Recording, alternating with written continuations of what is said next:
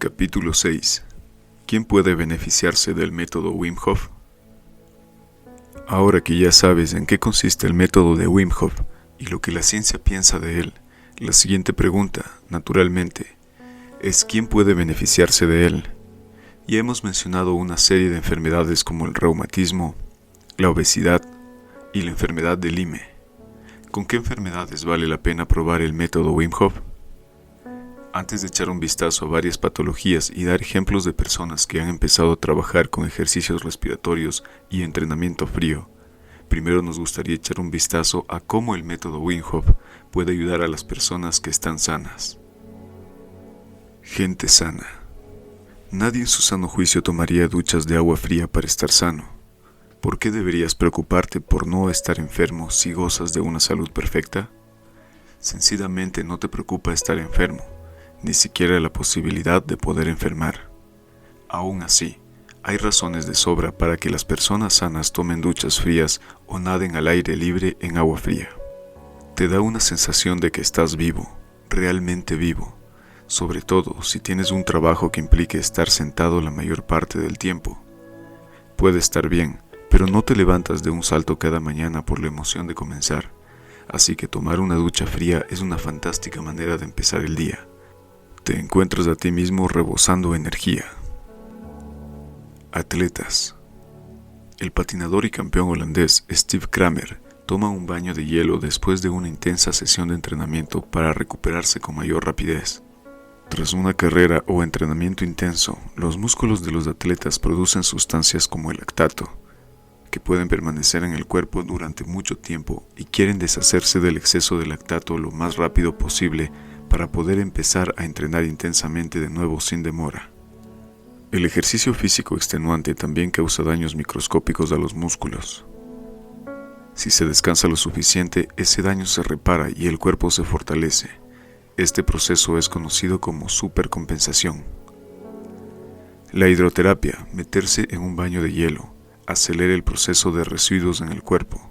Primero, los vasos sanguíneos se cierran y después, al salir del baño de hielo, la circulación se reanuda de manera más activa. Las investigaciones sobre el efecto de un baño frío o de alternar baños fríos y calientes demuestran que los músculos de los atletas están menos rígidos al día siguiente.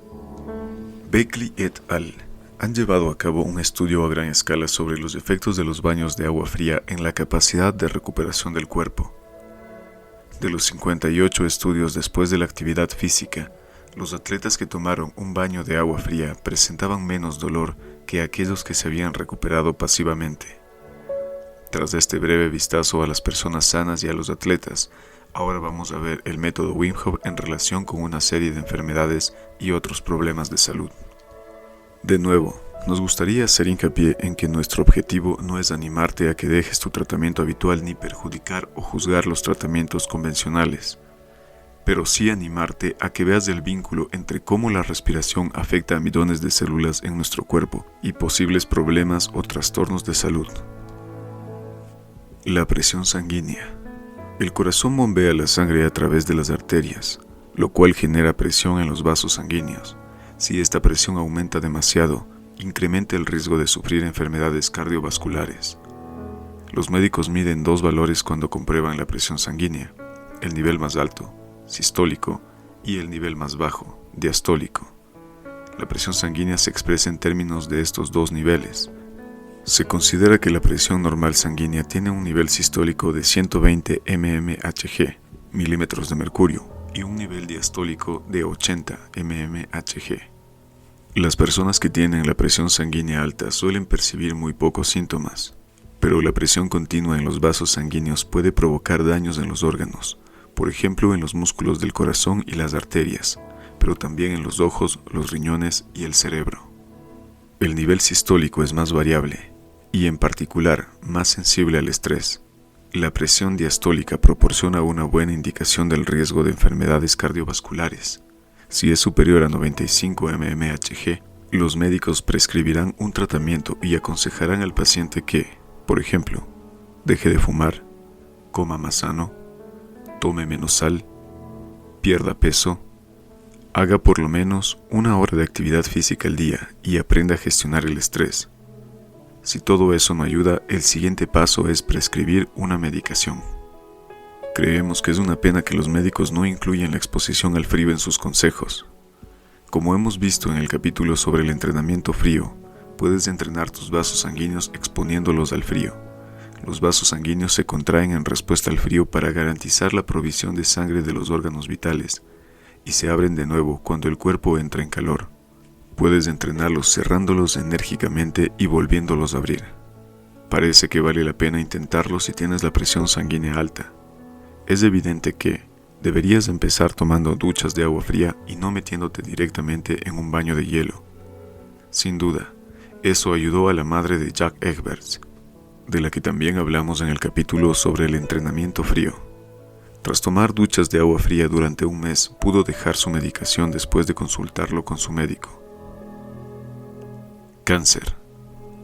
El hecho de que estamos hablando incluso del cáncer en este libro se debe a las ideas de Kappel sobre el NFKB, descritas en el capítulo anterior. Es un poco delicado, por decirlo suavemente, hablar del cáncer en un libro de Wim Hof sobre la importancia del entrenamiento frío y los ejercicios respiratorios. Como un amigo mío me dijo de forma sucinta, ¿estás escribiendo un libro con Wim Hof? Ese no es el tipo que dice que puede curar el cáncer simplemente con ejercicios respiratorios y duchas frías. Wim nunca ha afirmado que pueda curar el cáncer.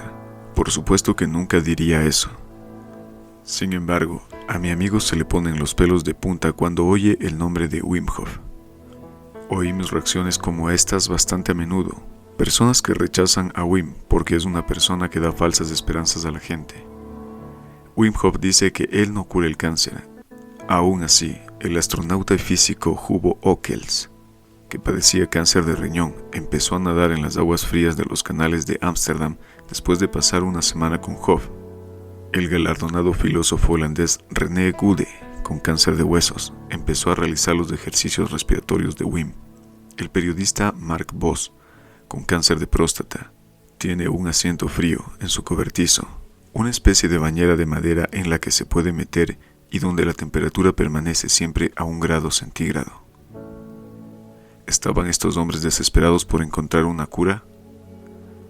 En un destacado programa de actualidad holandés, Ockels dijo que su médico americano le había dado como máximo 1 año de vida, pero él no lo había aceptado. Dijo que quería usar la fuerza de su mente para que su cuerpo fuera más fuerte y que había muchas maneras de hacerlo. Estaba buscando al humano primario dentro de sí mismo y dijo que estaba agradecido al cáncer por darle la oportunidad de aprender mucho más y conocer a tanta gente nueva. Ockels quería curarse totalmente, pero falleció el 18 de mayo de 2014. La noche antes del fallecimiento de Ockels, Arno Helder, reportero de un periódico nacional, lo visitó en el hospital. Escribió de aquel encuentro: "Nos estrechamos la mano. Se quita su máscara de oxígeno. Hola, Hugo", le digo. No tengo palabras, pero Ockels está despierto y contento de que haya venido a verle. "Tengo una declaración", dice, "para tus lectores. Tenemos que trabajar hacia una nueva religión, una nueva energía, y se llama humanidad. Está todo en el escritorio de mi ordenador. Martín te lo enviará". Helder le preguntó si tenía miedo. ¿De la muerte? No, en absoluto. He tenido una vida genial, fantástica, pero es terrible para Joss y los niños. Eso es lo que más preocupa a mi alma. Ockels luchó hasta el último momento. No pudo combatir su propia enfermedad, pero tuvo la fuerza y la energía para inspirar a los demás hasta el final. El periodista y director de documentales Mark Bos también está luchando contra su enfermedad. Describió cómo descubrió a Wim Hof después de que le diagnosticaron cáncer y qué está haciendo con lo que ha aprendido acerca del método Wim Hof. Bos se enteró de que tenía cáncer de próstata en septiembre de 2012. Su próstata había aumentado seriamente de tamaño y el cáncer se había extendido hacia su hueso púbico. Le habían dicho que el cáncer era inoperable.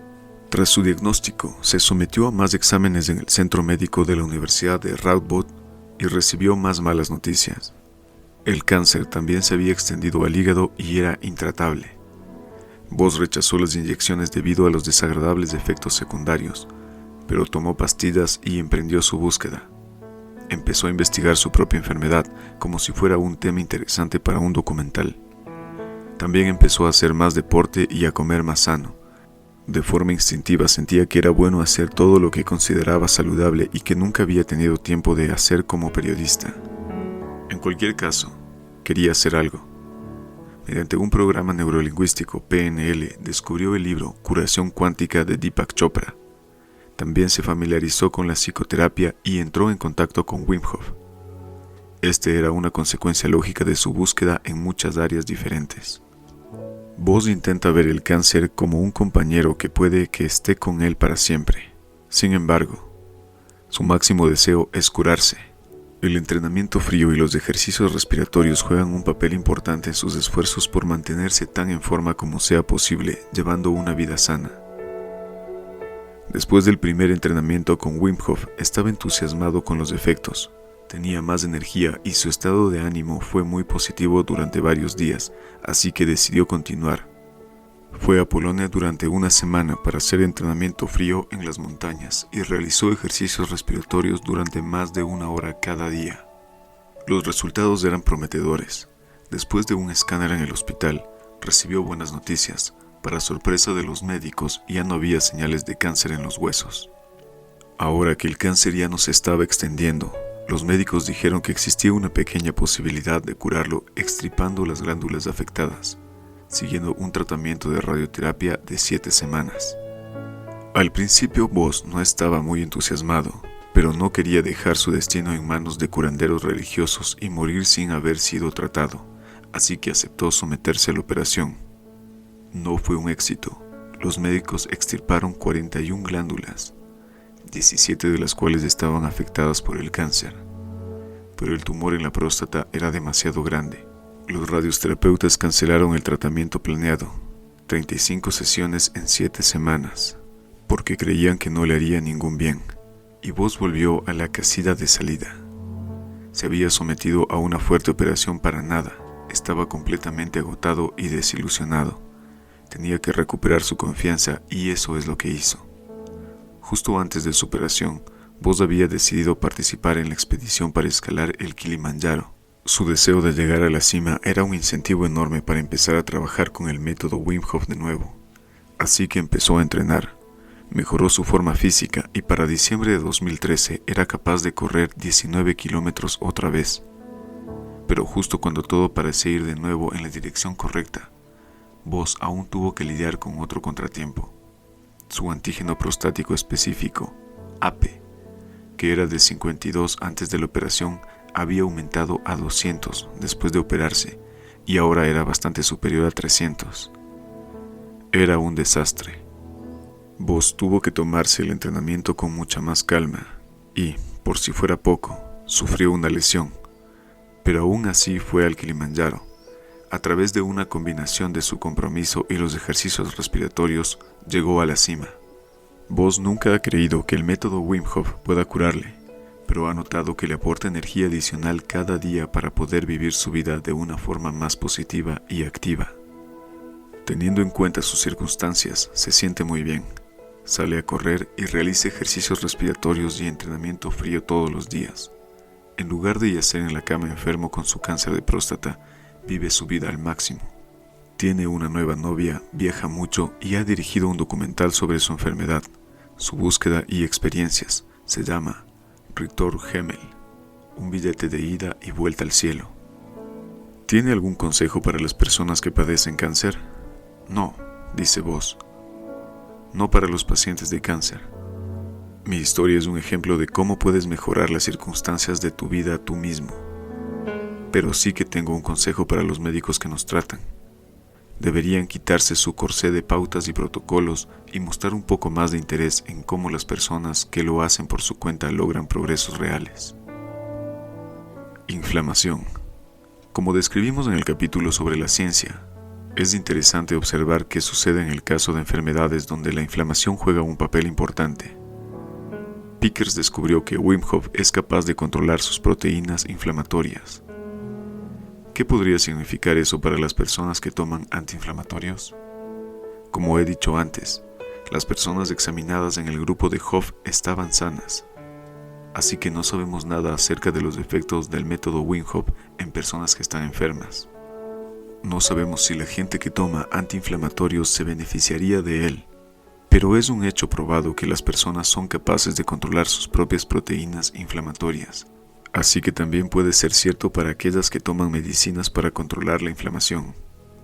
La medicación no siempre es un éxito de ningún modo y puede provocar serios efectos secundarios. Los 4 tipos principales de antiinflamatorios son corticosteroides, que son hormonas de la glándula adrenal que estimulan la producción de proteínas antiinflamatorias. El corticosteroide más conocido es la prednisona. Anticuerpos, que actúan sobre una proteína específica e inhiben la parte de la inflamación a la que la proteína está vinculada.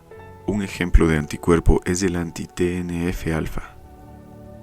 Fármacos antiinflamatorios no esteroideos, que alivian la inflamación. Ejemplos de este tipo de fármacos son la aspirina y el ibuprofeno. Fármacos antirreumáticos modificadores de la enfermedad, FARME, que reducen el daño en los tejidos a través de la inflamación. Un ejemplo de FARME es el metotrexato. La lista de enfermedades y problemas de salud que están vinculados a la inflamación están creciendo rápidamente a medida que adquirimos nuevos conocimientos, e incluye el reumatismo, la enfermedad de Crohn, la presión sanguínea alta, la obesidad, el insomnio, la diabetes tipo 2, el Alzheimer, la depresión, algunas formas de cáncer y la fatiga. Echaremos un vistazo a algunos de estos diagnósticos y especialmente a lo que los propios pacientes tienen que decir. Reumatismo. El reumatismo es un nombre colectivo para más de 100 enfermedades. Las más conocidas son la artritis reumatoide, la osteoartritis, la fibromialgia, la gota y la enfermedad de Bechterew. Cuando los médicos hablan de reumatismo, normalmente se refieren a la artritis reumatoide. Se trata de una inflamación de las articulaciones, cuya causa todavía se desconoce. La Asociación Americana del Reumatismo utiliza el siguiente criterio para la artritis reumatoide. 5 de los siguientes síntomas deben estar presentes durante al menos 6 semanas. Rigidez matinal, dolor al mover al menos una articulación, inflamación debido al engrosamiento de los tejidos blandos en al menos una articulación, inflamación en los tejidos blandos de al menos una articulación, cambios característicos en la membrana sinovial, nódulos característicos en un músculo o tendón. Si se diagnostica el reumatismo, normalmente se trata con medicación. Los ejercicios respiratorios o la exposición al frío rara vez se aplican, lo cual es una pena, ya que el entrenamiento frío puede ser un complemento eficaz del tratamiento habitual. Marianne Pepper es un ejemplo excelente. Marianne Pepper. Entrevisto a Marianne Pepper en su casa de Deurne. Antes de empezar la entrevista, quiere enseñarme algo. Toma una bolsa de plástico y vuelca 10 cajas pequeñas encima de la mesa. Son fármacos: omeprazol 40 miligramos, prednisolona 20 miligramos, levocetiricina 5 miligramos, naproxeno 250 miligramos, plaquenil 200 miligramos, clonidina 0.025 miligramos, meloxicam, diclofenaco, ventolin, paracetamol, ceretide. Marianne solía tomarlas todas y por si fuera poco, cada 3 semanas le inyectaban prednisona. El 17 de octubre de 2013 decidió dejar de tomar su medicación. Es extraño, ya que Marianne padece artritis reumatoide, fibromialgia, varias alergias y dolor en todo el cuerpo. Tiene tanto dolor que ni siquiera puede vestirse sola. Sin embargo, decidió abandonar su medicación. ¿Por qué? Me cuenta que su padre murió por tomar prednisona. Cuando era una niña, solía ir a ver al equipo de fútbol local, el FC Twente, y cantaban juntos la canción del club, One Day We'll Be Champions. Para cuando eso sucedió, el FC Twente ganó la liga en 2010. Su padre ya había fallecido. Su muerte prematura todavía afecta a Marianne. Ella asocia su propio uso de las medicinas no con ponerse mejor, sino con el fallecimiento de su padre. Solo combate los síntomas. Por eso, en octubre de 2013 decidió dejar de tomar la medicación. Después de hacerlo, pasó un infierno durante 1 mes y medio. Tomaba pastillas para dormir, de otro modo no habría sido capaz de continuar. Dolor, dolor y más dolor. También fue duro para su marido. Él la cuidaba, le ayudaba a vestirse, se encargaba de muchas de las tareas de la casa y permanecía al lado de su mujer. Su sentido del humor le ayudó a aliviar la carga durante ese periodo, pero aún así fue duro. Si tocaba a Marianne le dolía, así que no podían hacer el amor. Entonces Marianne vio a Wim Hof en la televisión. De manera intuitiva pensó, este hombre me va a ayudar. Hof decía que somos capaces de mucho más de lo que pensamos. Marianne quería saber más y Wim fue a su casa para explicarle los ejercicios respiratorios. Marianne empezó a realizar los ejercicios y se sintió mucho mejor después de la primera semana. Fue a Polonia durante una semana y junto con los ejercicios respiratorios entrenó con la exposición al frío extremo. Se metió en un riachuelo de agua helada, justo por encima del punto de congelación, y caminó hacia la cima de una montaña en la nieve en pantalón corto. Al final de la semana sentía que había vuelto a nacer. En casa construyó un baño especial en el jardín para continuar entrenando en el frío. Parece demasiado bueno para ser cierto, pero Marianne hace hincapié en que conlleva mucho trabajo duro. Ella realiza ejercicios respiratorios cada día y toma un baño de hielo al menos 2 veces por semana. Si no lo hace, el dolor vuelve de inmediato. Aún así, está encantada. Su reumatólogo le ha aconsejado que compre una lámpara de infrarrojos y tome la medicación, pero Wim Hof le había enseñado los beneficios del frío y ahora ya no necesita medicarse. Ella, que padece reumatismo, ahora se niega a llamarse paciente. Su marido muestra que está de acuerdo con un guiño de satisfacción. Enfermedad de Crohn. También tenemos una historia excepcional que contar sobre la enfermedad de Crohn.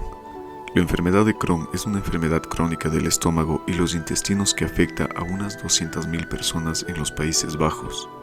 Por ejemplo, afecta mayoritariamente al intestino grueso o al intestino delgado. La inflamación reduce la absorción de algunos nutrientes en el intestino delgado, lo cual conduce a una pérdida de peso y carencia de nutrientes.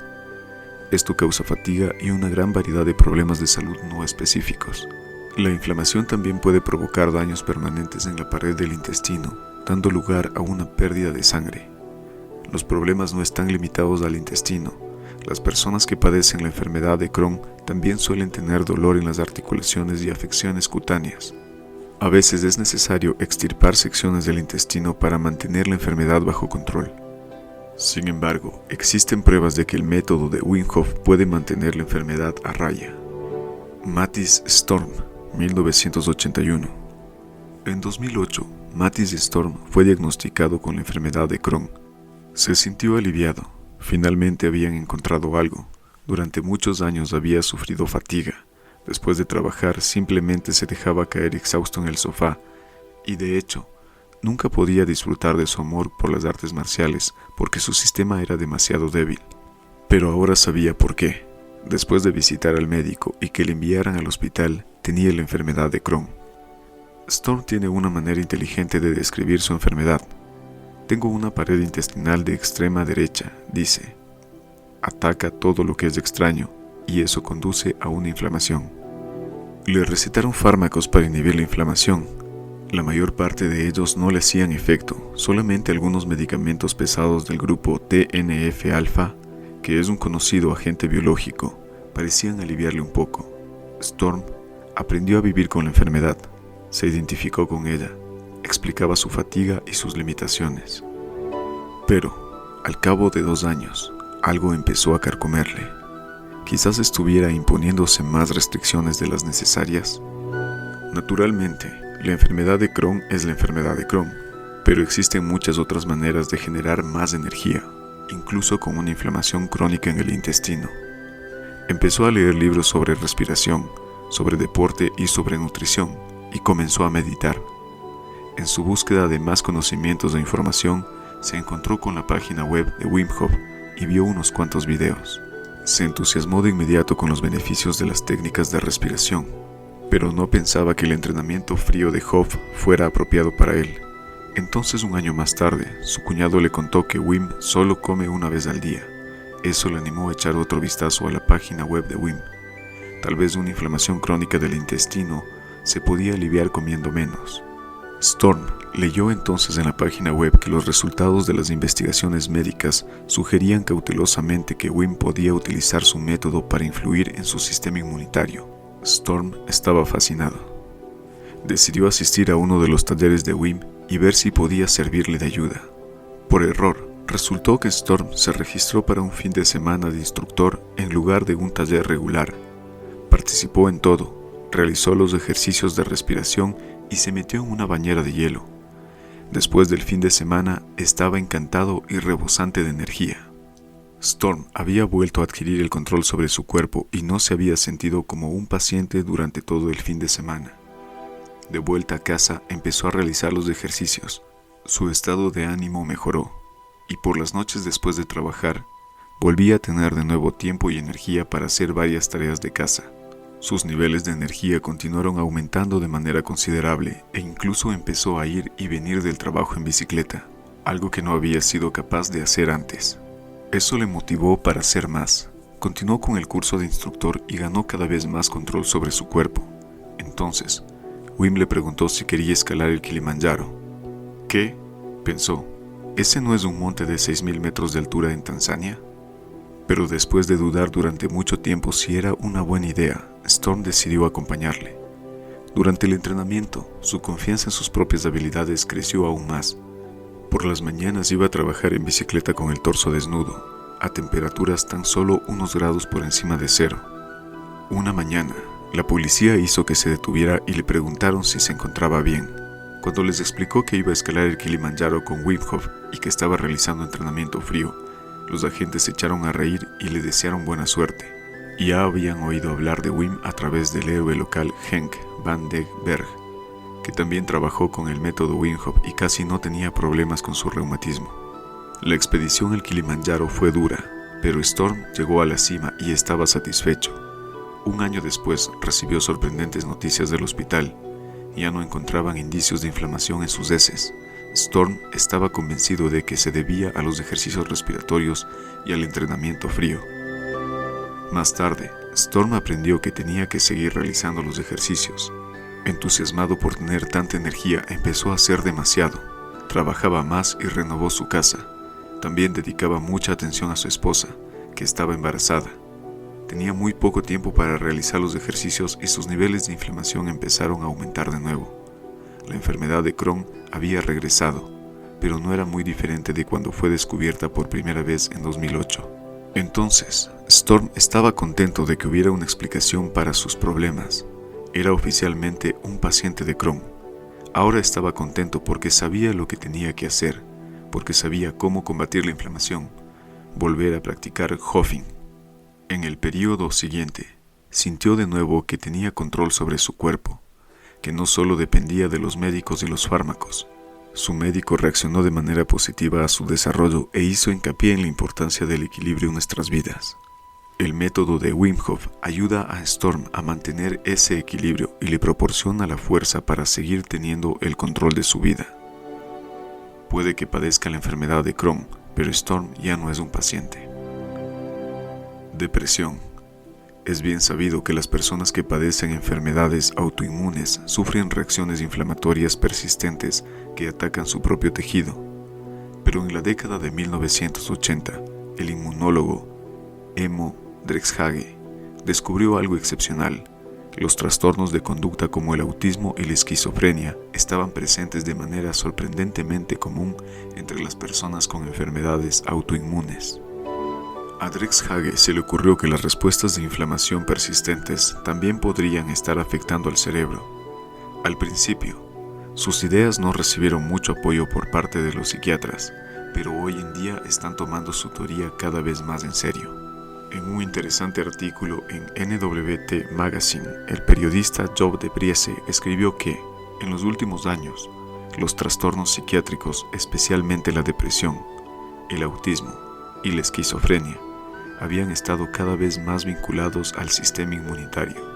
Se ha afirmado que son provocados por inflamaciones inactivas en el cerebro, que alteran su funcionamiento. Un indicio de esto es que los pacientes psiquiátricos tienen mayores concentraciones de citoquinas, moléculas de señalización para el sistema inmunitario, en la sangre y en el cerebro. El sistema inmunitario funciona de un modo distinto en el cerebro que en el resto del cuerpo. El cerebro tiene sus propias células inmunitarias, conocidas como microglias. Se activan cuando el cerebro está bajo amenaza. Al menos así es como se supone que funcionan. En personas que padecen trastornos psiquiátricos como la depresión, las microglias se hallan en un estado de preparación permanente. Esto es desastroso, ya que las microglias no solo son responsables de la resistencia del cerebro, sino que también mantienen vínculos entre las neuronas, los rompen o crean vínculos nuevos según sea necesario, pero no pueden hacer todo a la vez, así que si están activadas para responder a una amenaza, no pueden mantener también los vínculos entre las neuronas. Como consecuencia, los vínculos entre el cerebro pueden funcionar con menos efectividad a la larga. Podemos comparar las microglias con agentes controladores de tráfico que garantizan que el tráfico fluya con facilidad. Si un agente de tráfico es atacado por una avispa e intenta ahuyentarla, ya no puede regular el tráfico, lo que resulta en un caos. Por tanto, es importante para el cerebro que las microglías no estén continuamente tratando de combatir amenazas reales o imaginarias. Holanda es uno de los países más felices del mundo. Sin embargo, casi 1 millón de personas toman antidepresivos. Y no solo para combatir la depresión, los antidepresivos también se recetan para tratar la ansiedad o trastornos compulsivos. Esta paradoja inspiró a Trudy Dewey para escribir un libro llamado La epidemia depresiva. En su libro, Dewey expresa sus reservas acerca de la efectividad de las pastillas y es crítica con la triunfante tendencia de la década de 1980, cuando el Prozac fue proclamado como la respuesta farmacéutica a la depresión. Después de todo, ¿qué sabemos de la depresión? ¿Está provocada por experiencias personales que resultan en frustración y apatía? ¿O es un trastorno independiente provocado por alteraciones en nuestras hormonas o neurotransmisores? Puede que se desencadene a partir de experiencias desagradables, pero no necesariamente. En los próximos años habrá que investigar más exhaustivamente hasta qué punto los ejercicios respiratorios y el entrenamiento frío pueden ayudar a aliviar la depresión o a las personas a recuperarse de ella. Wim Hof está trabajando en la actualidad con un gran número de psiquiatras que investigan cuál es el enfoque que funciona, posiblemente en combinación con la medicación. Asma. Del mismo modo que los niveles elevados de inflamación juegan un papel importante en el reumatismo y la enfermedad de Crohn, y tal vez en la depresión, un epitelio inflamado, la capa de células que recubre las vías respiratorias, también es importante en relación al asma. Konstantin Buteyko, el médico y científico ucraniano, al que ya hemos mencionado en el capítulo sobre la depresión, dijo: "Sin respiración profunda no hay asma". Tenemos una idea acertada de lo que sucede en el organismo durante un ataque de asma, pero los médicos siguen moviéndose a tientas acerca de por qué lo padecen las personas. Según la Organización Mundial de la Salud, hay entre 100 y 150 millones de pacientes asmáticos. En los Países Bajos, por ejemplo, unas 430.000 personas están oficialmente registradas por sus médicos como pacientes asmáticos. Actualmente, esta patología se aborda tratando los síntomas. Fármacos como Ventolin aseguran que el paciente reciba aire apropiadamente, pero no soluciona el problema. Buteyko afirmó que había descubierto la causa real del asma. Según él, es una respuesta a una hiperventilación crónica y a menudo inconsciente. Si se sufre hiperventilación crónica, el cuerpo pierde demasiado dióxido de carbono, lo cual no es deseable, ya que el dióxido de carbono juega un papel importante en una gran variedad de procesos del organismo, entre los que se encuentra la absorción de oxígeno de los músculos y los órganos. Cuando alguien respira demasiado durante un largo periodo, el cuerpo protesta y trata de evitar más pérdida de dióxido de carbono, haciendo más difícil expirar. Una de las maneras en que lo hace es tensionando los músculos que rodean las vías respiratorias. Esto es lo que sucede durante un ataque de asma. Buteyko, por tanto, ve el asma como uno de los mecanismos de defensa del organismo, un intento de evitar perder más dióxido de carbono. Dick Kuiper, fundador del Instituto Buteyko en los Países Bajos, escribió un libro sobre esto llamado Leven Order Astma, mientras que el experto en respiración Stans van der Poel está de acuerdo en la importancia de disponer de suficiente dióxido de carbono. ¿Qué sucede en los pulmones durante un ataque de asma? En su libro, Kuiper explica que se dan 3 cambios. 1. Calambre en los músculos de las vías respiratorias. Las vías respiratorias son las tuberías de suministro y depuración de nuestro sistema respiratorio. Llegan hasta el interior de los pulmones y suministran a los alvéolos aire fresco de manera continua. Las vías respiratorias están rodeadas de tejido muscular blando.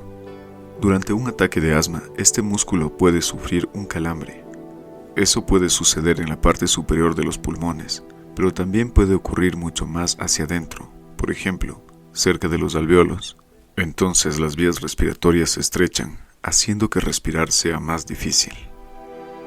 2. Epitelio inflamado. Las vías respiratorias están recubiertas por una fina capa de células llamada epitelio, que se puede inflamar, por ejemplo, en respuesta a los agentes químicos que respiramos. Cuando el epitelio se inflama, también hace que resulte más difícil respirar. 3. Aumento de producción de mucosa. El epitelio consta de células que producen mucosa y células ciliares. Juntas, garantizan que los pulmones permanezcan limpios y estériles. La mucosa captura el polvo y los bacilos que cubren la pared interna de las vías respiratorias, mientras que los cilios transportan la mucosa hacia la garganta. Durante un ataque de asma, el epitelio puede producir tanta mucosa de más que los cilios tienen dificultades para retirarla. De nuevo, esto hace que respirar sea difícil. Con el asma, el principal foco está en la inflamación de las vías respiratorias. Eso hace que la respuesta del profesor de química clínica Fritz Muskiet a los exámenes del Centro Médico de la Universidad de Radboud sea especialmente interesante. Debido a nuestro estilo de vida actual, vivimos un nivel de infección permanentemente bajo. Podríamos decir que estamos infectados de manera crónica, pero como es tan bajo, no lo percibimos en absoluto. No lo notamos, pero es el caldo de cultivo de muchas enfermedades. El grupo de Wim Hof nos ha demostrado que es posible reprimir esa respuesta inflamatoria. Volviendo a los pacientes de asma, si uno de los principales cambios físicos que ocurren durante un ataque de asma es la inflamación de las vías respiratorias, y sabemos que a los pacientes de asma, definidos como personas que utilizan un agonístico adrenérgico 2 para lidiar las vías respiratorias más de 3 veces por semana, se les aconseja que tomen antiinflamatorios. Entonces, el método de Wim Hof podría lograr el mismo resultado con menos efectos secundarios. Konstantin Buteyko hace hincapié en la importancia de una respiración más superficial y dice que inspirar a través de la nariz es suficiente para asegurarnos que no vamos a respirar con demasiada profundidad.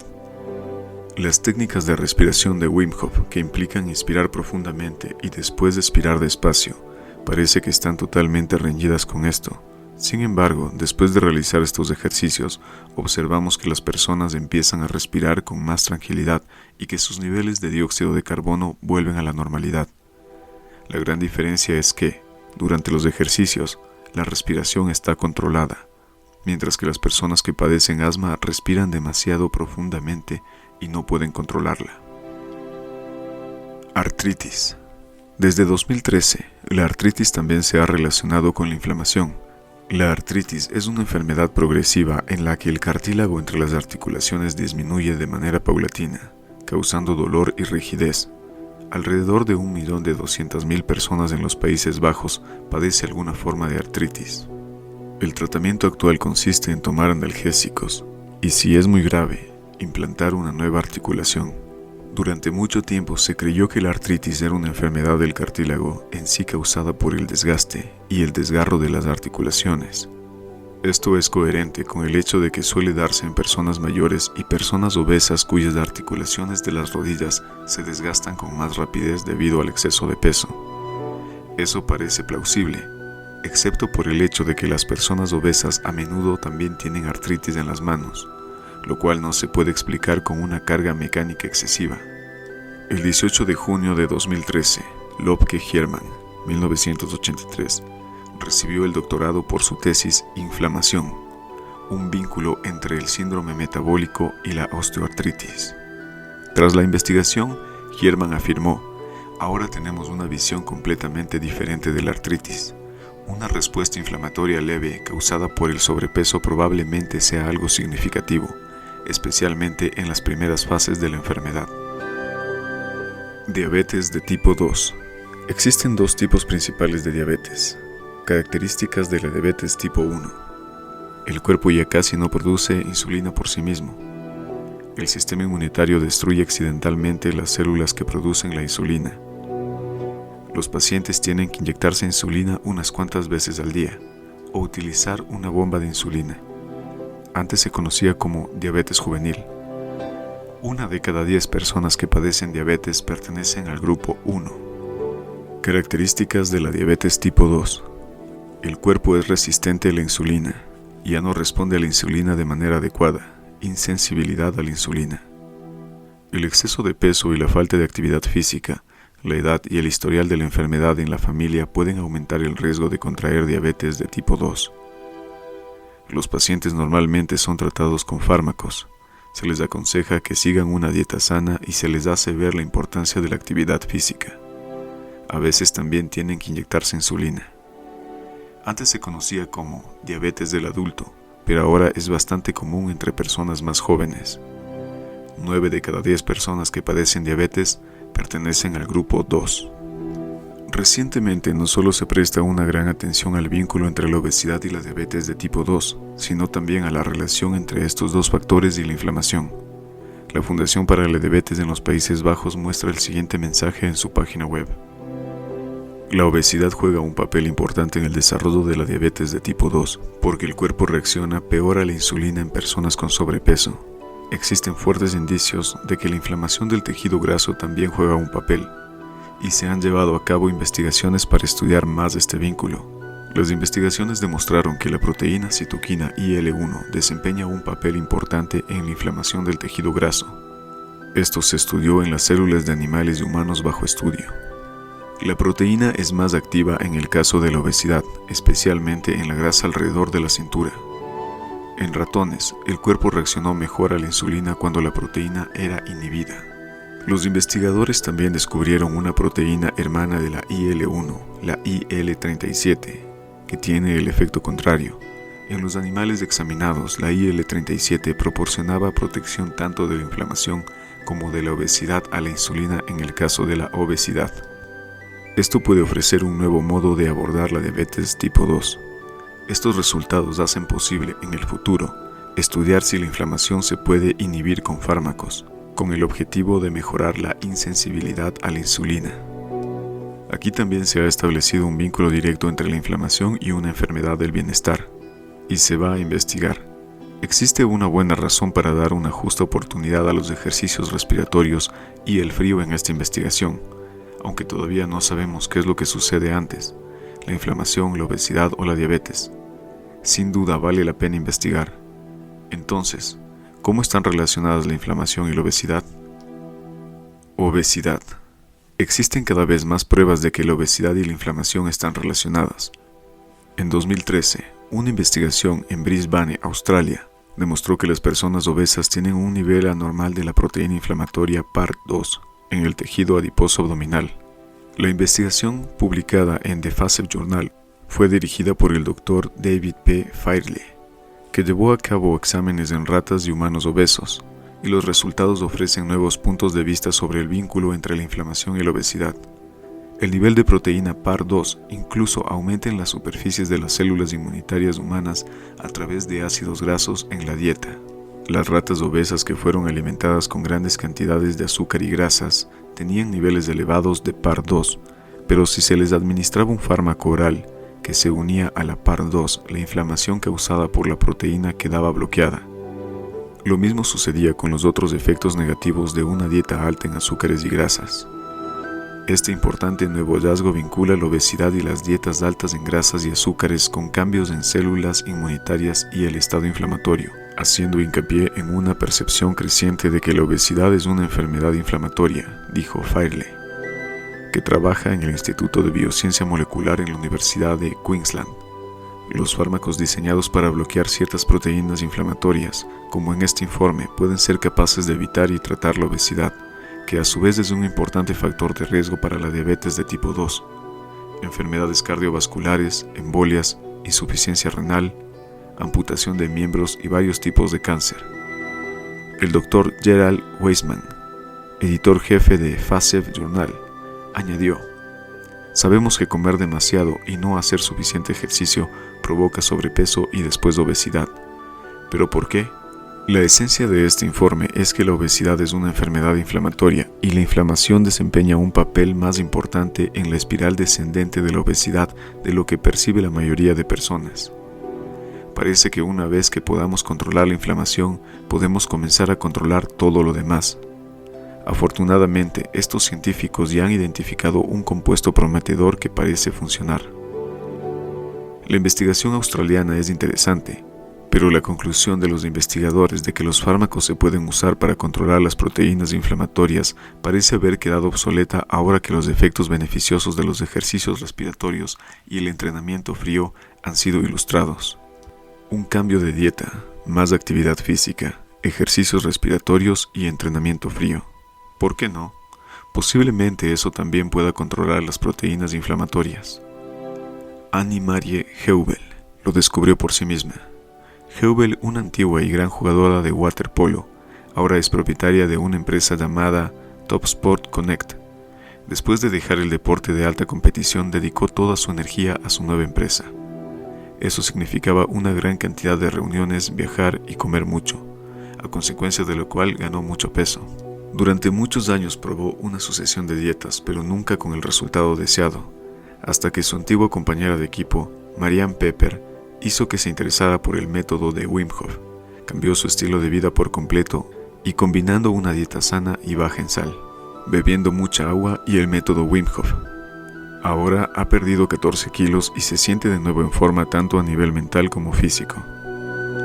Además de la inflamación, la grasa parda también es un factor importante. El tejido adiposo pardo se produce principalmente cuando dos proteínas, la PRDM16 y la BPM7, se activan en respuesta al frío.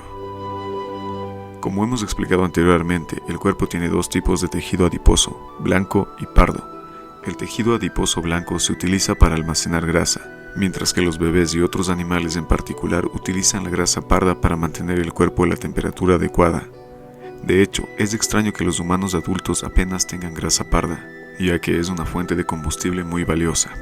En zonas frías, las personas que trabajan en el exterior todavía tienen altos niveles de grasa parda, al igual que Wim Hof.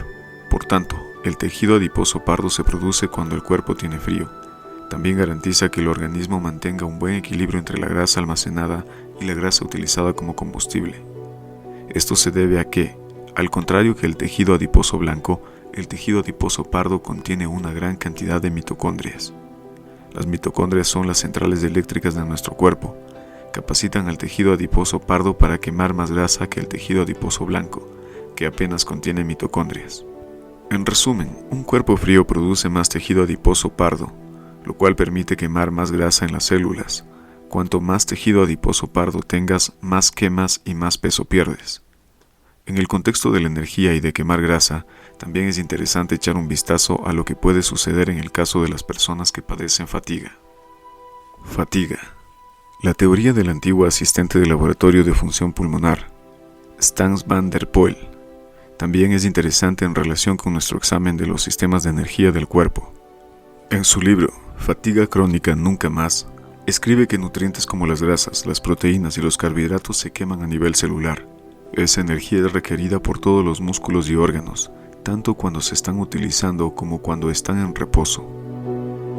Como en un fuego normal y corriente, ese proceso de quemado requiere combustible y oxígeno. El oxígeno está en el aire que inhalan y absorben los pulmones, entonces es transportado por la gente a todas las células de los músculos y órganos. El trifosfato de adenosina, ATP, es la fuente principal de energía del cuerpo. Cuando el ATP se descompone se libera energía. Como es una molécula relativamente grande y pesada, es imposible almacenar toda la energía que requiere el cuerpo como ATP. El organismo tiene una solución eficaz para este problema en forma de diferentes sistemas de energía, los cuales proporcionan energía en forma de ATP de un modo distinto. Como consecuencia, cuando necesitamos energía, podemos sacar partido de 5 recipientes de almacenamiento que proporcionan ATP a su propia manera. Grasa, glucosa aeróbica, glicólisis anaeróbica, ATP libre. La necesidad de energía del cuerpo depende de la intensidad de la actividad. Cada recipiente de almacenamiento tiene una capacidad y disponibilidad diferente. Es importante saber que los distintos sistemas de energía siempre trabajan juntos, pero que la contribución relativa de cada uno varía, dependiendo de la duración y la intensidad de la actividad. Cuanto menos intensa sea la actividad, más grasas de baja energía utilizaremos como combustible, y cuanto más intenso sea el esfuerzo, más ATP libre usaremos. La energía generada se libera mediante la descomposición de componentes orgánicos. Esta puede tener lugar con oxígeno, aeróbica, o sin él, anaeróbica. El almacén de grasa es, con diferencia, el más grande, incluso si no se tiene sobrepeso en absoluto. Las reservas de grasa del cuerpo están diseñadas para una actividad leve y de larga duración, ya que la energía se libera lentamente. Pero cuando el cuerpo necesita energía con rapidez, ATP, estos procesos aeróbicos son demasiado lentos y la glucosa se descompone sin oxígeno. Este proceso químico mediante el cual se libera energía de una forma distinta es anaeróbico y se conoce como glicólisis. En el caso de una actividad extremadamente intensa, el cuerpo utiliza las pequeñas cantidades de ATP libre y fosfato de creatina, PCR, almacenadas en los músculos. Contienen suficiente PCR almacenado para proporcionar energía entre 10 y 30 segundos y suficiente ATP para solo entre 2 y 4 segundos, por ejemplo, para un breve impulso de fuerza. Volvamos a la fatiga. Incluso cuando el cuerpo está en reposo o llevado a cabo en una actividad física, está utilizando energía todo el día. El ATP libre y el PCR nos sirven de mucho para un día entero de trabajo o de labor física. La glucosa y el glucógeno nos ayudarán a aguantar durante 1 hora o 2 como mucho en el caso de ser un atleta de alta competición.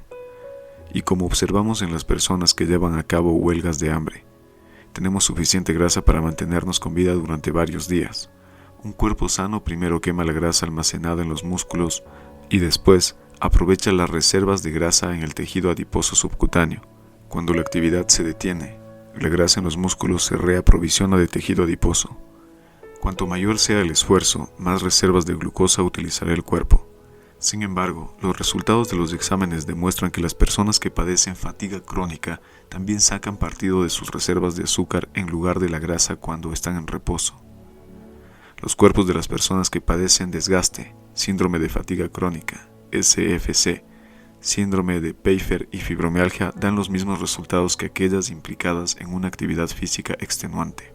Por tanto, mientras las personas que padecen fatiga sienten que están descansando, sus cuerpos todavía están en funcionamiento, sus reservas no están siendo reaprovisionadas y el cuerpo está exhausto. El cuerpo se ha convertido en una máquina de quemar azúcar. Aunque muchos pacientes de SFC no tienen sobrepeso, su porcentaje de grasa es relativamente alto. Esto se debe a que sus reservas de grasa no están siendo utilizadas. Incluso emplean sus reservas de azúcar por la noche, lo que explica por qué se sienten agotados por la mañana. La respiración es un factor importante, es el cuerpo en funcionamiento, es decir, el cuerpo activo en lugar de en reposo. Van der Poel vincula esto con un equilibrio alterado entre el oxígeno y el dióxido de carbono en sangre. Según ella, una escasez de dióxido de carbono en la sangre aumenta el valor del pH, y esto se debe a que se respira demasiado rápido o demasiado profundo, lo cual nos lleva de nuevo a Konstantin Buteiko y sus ideas sobre el asma. Los ejercicios respiratorios y la posibilidad de movilizar la grasa parda como combustible también pueden tener un efecto beneficioso en las personas que padecen fatiga. Problemas de Twitter. Cuando estaba finalizando este libro, publiqué un mensaje en Twitter, terminando un libro con @IcemanHof. ¿Alguien ha solucionado sus problemas de salud con el método de Wim Hof y cree que debería aparecer en el libro? Twitter no es mi medio favorito en absoluto, pero estaba interesado en ver si obtenía reacciones de quejas o trastornos que no surgieron durante las entrevistas e investigaciones que había llevado a cabo para este libro. Y, efectivamente, recibí algunas respuestas que me gustaría compartir. No se trata de enfermedades graves y no he comprobado ninguna de ellas con médicos, pero provienen de usuarios entusiasmados con el método Wim Hof. Y como los ejercicios respiratorios y el entrenamiento frío no son fármacos costosos y no tienen efectos secundarios graves, puedes probarlos tú mismo de una manera fácil. Venas varicosas. Los vasos sanguíneos de color entre azulado y morado que aparecen a través de la piel se conocen como venas varicosas. Pueden ser pequeños capilares o venas grandes e hinchadas visibles como bultos. No está completamente claro por qué se desarrollan y su aparición puede estar relacionada con diversos factores. El corazón bombea sangre a través de las arterias hacia todas las partes del cuerpo y regresa al corazón a través de las venas. Si tensionamos los músculos de la pantorrilla, los vasos sanguíneos se presionan entre sí.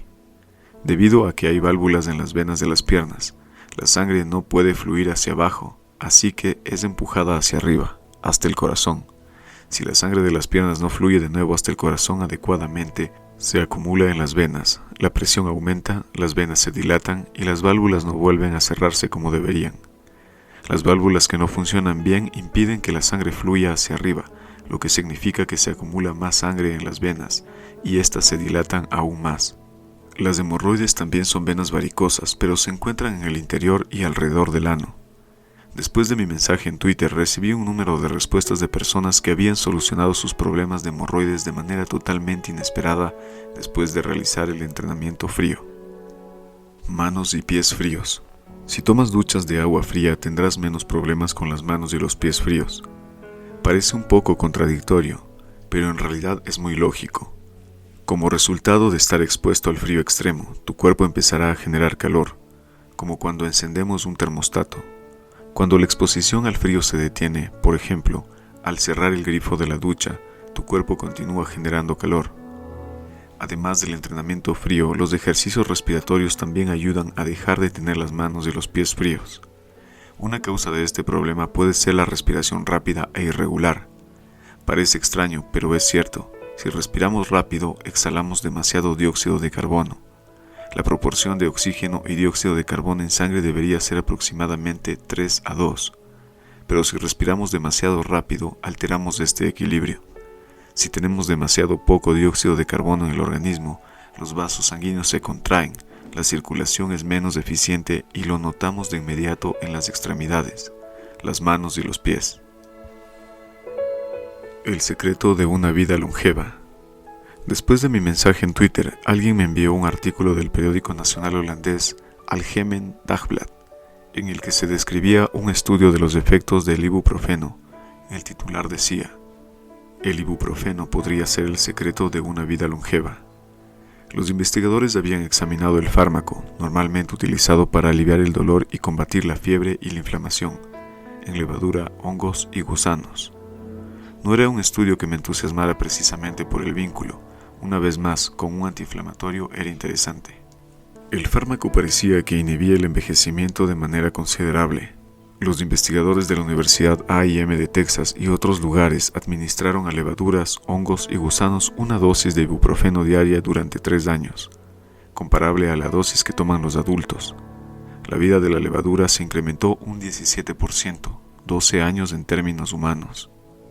Los gusanos y las moscas también vivieron un tiempo considerablemente mayor, alrededor de un 10%. También parecían vivir más años con buena salud.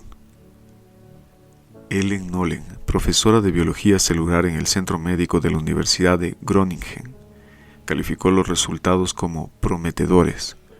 El ibuprofeno se había vinculado antes con una reducción del riesgo de contraer enfermedades de la vejez como el Alzheimer. Está claro que contiene algo que interviene en la célula de un modo diferente a otros métodos para prolongar la vida, dijo Nolen, y añadió: vale mucho la pena seguir investigando esto. Los científicos dicen esto muy a menudo, pero en este caso parece una sugerencia válida. Combatir el estrés aquí y ahora. La exposición al frío siempre me trae completamente y con intensidad de vuelta al aquí y el ahora, escribió Leon Dantuma. Cuando estoy estresado o tengo muchas cosas en la cabeza, suelo tomar una ducha fría, y hago lo mismo cuando estoy cansado, para darme una inyección de energía. Obtuve muchas reacciones con un mensaje similar. Más contacto con tu cuerpo, más relajación y menos estrés. Suena lógico, por muy impreciso que pueda parecer, y es una motivación para intentarlo, también en el caso de las personas sanas. Buena salud, cobijo, comida y bebida. Podríamos decir que eso es todo lo que una persona necesita para ser feliz. Sin embargo, existen miles de personas que tienen una casa, suficiente para comer y beber, y que gozan de una buena salud, que se pasan el día entero agitadas y nerviosas con la cabeza llena de todas las cosas que tienen que hacer. Y es una verdadera lástima, Refréscate, toma una ducha de agua fría y observa qué efecto te hace. Gracias por haber llegado al final de este capítulo. Suscríbete para más audiolibros de valor y sigue la comunidad en Instagram Actitud Alfa. Soy John Ayers y desde aquí te mando un fuerte abrazo.